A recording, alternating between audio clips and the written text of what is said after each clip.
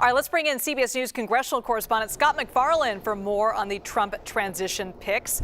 Lawmakers, Scott, on both sides of the aisle gave warnings against Kash Patel serving as the director of the FBI. What more can you tell us about the pushback here?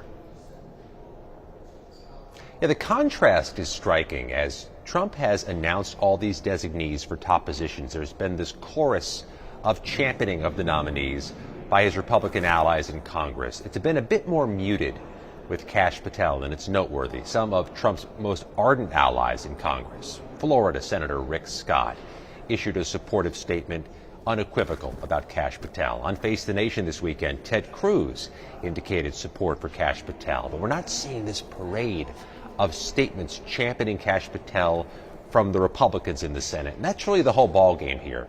Democrats are likely, if not certain, to be unanimously opposed to Kash Patel, but their votes aren't needed. You need 50 Republican votes to pass any of these confirmations through confirmation hearings, which means Republicans can lose only 3 votes on anybody. And Kash Patel, to put it charitably, risks that margin for error right out of the gate. And Scott, I want to get back to kind of our top story of the day, that presidential pardon, Joe Biden pardoning his son Hunter. How has that move played out among lawmakers so far today? I think, again, it's worth looking for the dissent inside the same party. Republicans, as expected, have been vitriolic in their criticism of this, but there are Democrats also saying this was the wrong move by President Biden.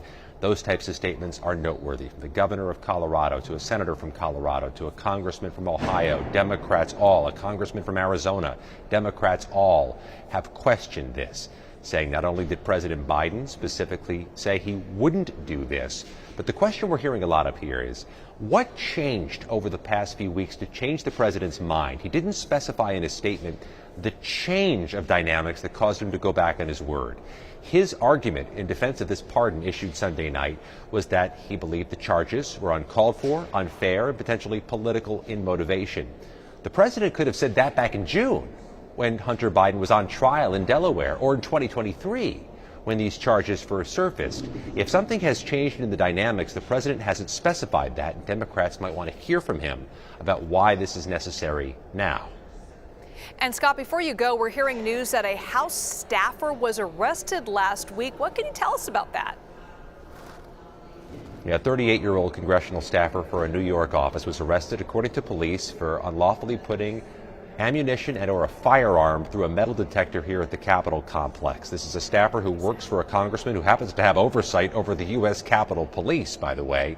According to our CBS News reporting, there are a handful, if not a dozen or so, of these types of cases each year where somebody mistakenly, they argue, brings a gun or ammunition into the Capitol complex.